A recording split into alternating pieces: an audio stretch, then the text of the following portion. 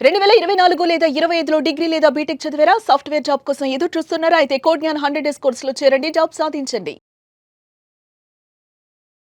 నమస్తే విజయ మేడం. నమస్తే ఉషా. సర్వసాధారణంగా మనుషులందరూ మాట్లాడే మాట ఏంటంటే మేమేదో మంచి తలిచాము చెడు ఎదురైంది అంటూ ఉంటారు. దీని వెనుక చాలా రీజన్స్ ఉంటూ ఉంటాయి. ఒక్కొక్కరి పాయింట్ ఆఫ్ వ్యూలో ఒక్కొక్కటి టచ్ అవుతూ ఉంటుంది. మనం మేజర్గా చూసుకుంటే ఎస్పెషల్లీ కొన్ని సందర్భాల్లో ఏదో మంచి చేయాలని వెళ్తూ ఉంటాం, మంచి చెప్పాలనుకుంటూ ఉంటాం, కానీ రివర్స్ మనకి అది బ్యాడ్ ఎఫెక్ట్ని ఇస్తూ ఉంటుంది. దాన్ని ఏ విధంగా ఫేస్ చేయాలి అంటారు? దాని నుంచి ఎలా రియలైజ్ అవ్వాలి అంటూ ఉంటారు. అది ఇచ్చే అంత పెయిన్ నాకు తెలిసి ఇంకేది ఇవ్వదేమో, ఎందుకంటే అది ఫేస్ చేసిన వాళ్ళకి తెలుసు ఆ బాధ ఎలా ఉంటుంది అనేది. అన్ని సమయాల్లో మంచికి పోకూడదని కూడా పెద్దవాళ్ళు చెప్తూ ఉంటే వినలేదు మనం అని అప్పుడు రియలైజ్ అవుతూ ఉంటాం. దీన్ని ఏ విధంగా తీసుకోవాలి అంటారు? ఎవరైతే వీటి వల్ల సఫర్ అవుతూ ఉంటుంటారో తెలియకుండా మనిషి ఎక్కడో ఫీల్ అవుతూ ఉంటుంటారు, మనం ఇంత చేసినా మిగిలింది ఇదే అని. దాని గురించి అసలు మీరేం చెప్తారు? ప్రతిదానికి బౌండరీస్ అవసరం ఉషా, ఇంక్లూడింగ్ మంచితనం. అర్థమైందా? అర్థమైంది. అతి సర్వత్రా వర్జేత్. అతి మంచితనం కూడా అనవసరం. అలాగే నువ్వు అవతల వ్యక్తికి మంచి అని అనుకున్నది అవతల వ్యక్తికి మంచి చేస్తోందో చెడు చేస్తోందో దాని సైడ్ ఎఫెక్ట్స్ ఏంటో నీకు అవగాహన లేదు కదా. నువ్వు అనుకుంటున్నావు నేను మంచి చేస్తున్నాను అని, బట్ అది అవతల వ్యక్తుల్ని ఇబ్బంది పెడుతుందో అవతల వ్యక్తుల్ని ఇరకాటంలో పెడుతుందో నీకు ఐడియా ఉండదు.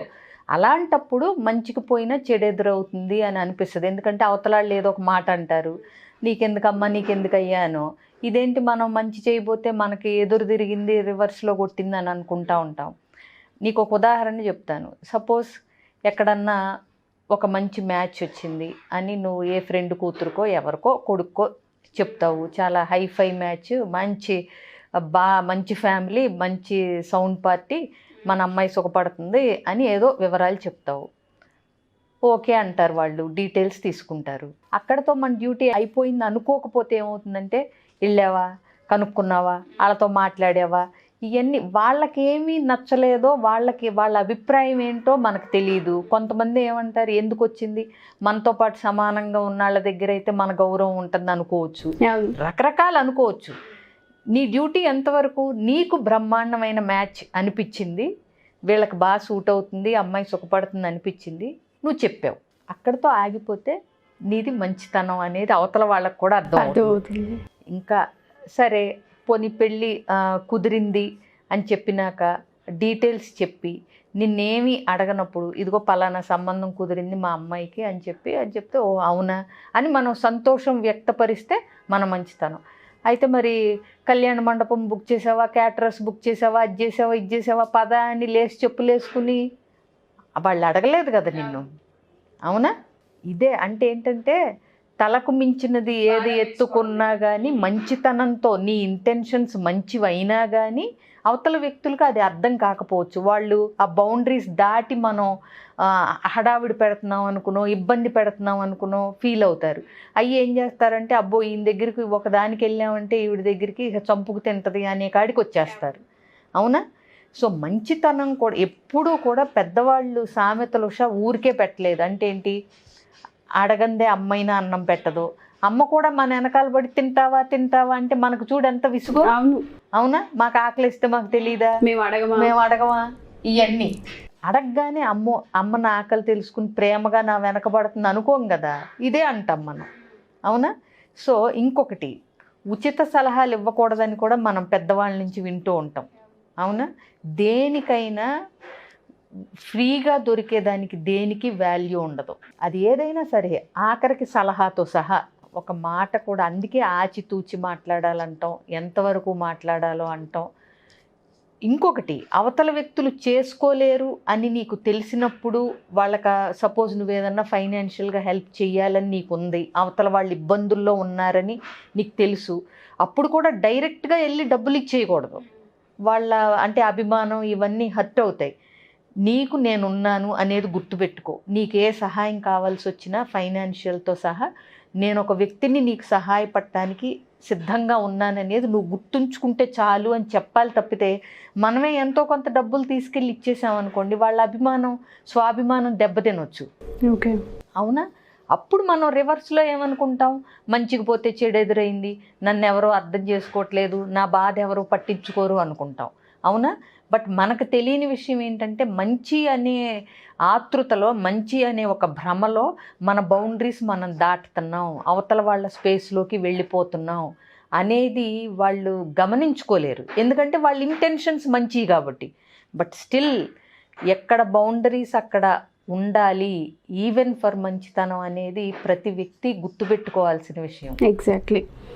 చాలా సందర్భాల్లో చాలామంది అడిగేది ఏంటంటే మేడం, మిస్కమ్యూనికేషన్ వల్ల కూడా జరుగుతూ ఉంటాయి కొన్ని సందర్భాల్లో. మనం ఏదో పోర్ట్రే చేయాలనుకుంటూ ఉంటాం, అక్కడ ఇంకేదో పోర్ట్రే అవుతూ ఉంటుంటుంది.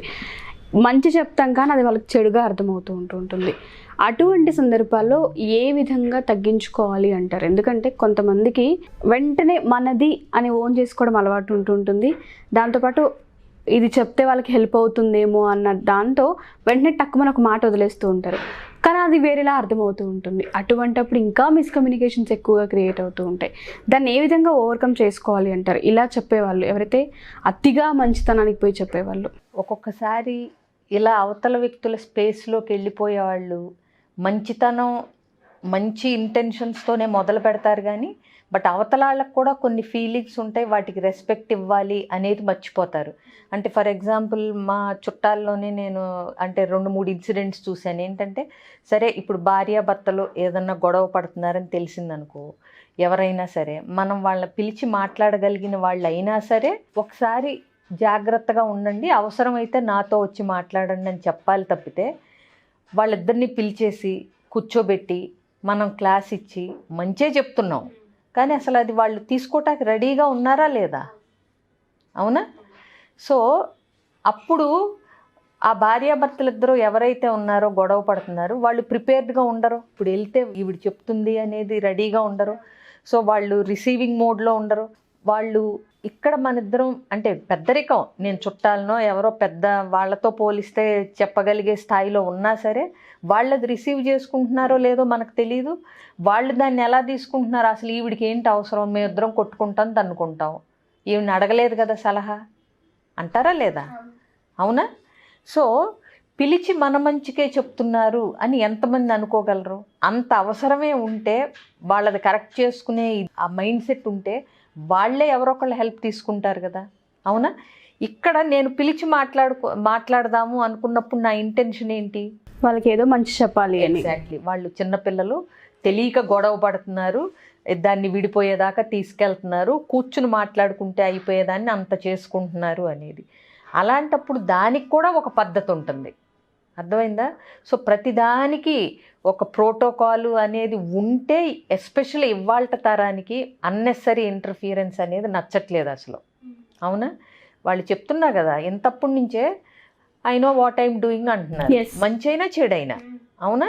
సో అందుకని ఏది కూడా ఎవరికి వాళ్ళు తమని బాగు చేసుకోవాలి, మాకు హెల్ప్ కావాలి అని ముందుకు వస్తే తప్పితే ఆ చేసేదానికి ఒక విలువ కానీ చేసినందుకు ఒక మర్యాద కానీ మనకి ఉండదు, అనవసరంగా ఎవరైనా అడగకుండా చేస్తే.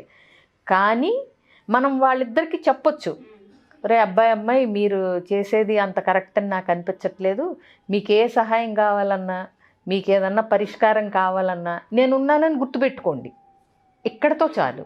అంతేగాని డైరెక్ట్గా పిలిచేసి మీరు ఇది అది ఇది ఇది అని చెప్పి చేసేయకూడదు. ఎందుకంటే వాళ్ళల్లో వాళ్ళకే చెప్పుకోలేనివి చెప్పలేనివి ఎన్నో ఉంటాయి.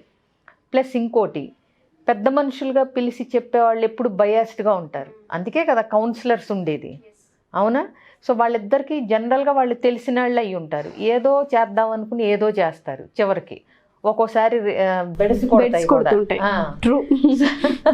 సో అందుకని కూడా మంచికి పోతే చెడు ఎదురైంది అంటే మంచితనానికి కూడా ఒక పద్ధతి ఉంటుంది. నువ్వు మంచే చెయ్యి, మంచి ఇంటెన్షనే, కానీ ప్రతిదానికి ఒక పద్ధతి ఉంటుంది. నువ్వు చేసే మంచి ఆ పద్ధతిలో చేయకపోతే కనుక అదే చెడుగా మనకు ఎదురవుతుంది అనేది గుర్తుపెట్టుకోవాలి. Thank you so much Vijaya ma'am. మీరు అన్నట్టుగానే మంచితనంలో కూడా మంచి చెప్పేటప్పుడు కూడా అవతరాల స్పేస్లోకి మనం వెళ్ళకూడదు అనేది గుర్తుపెట్టుకోవాలి. ఎందుకంటే బౌండరీస్ అనేవి చాలా ఇంపార్టెంట్. Yes, exactly.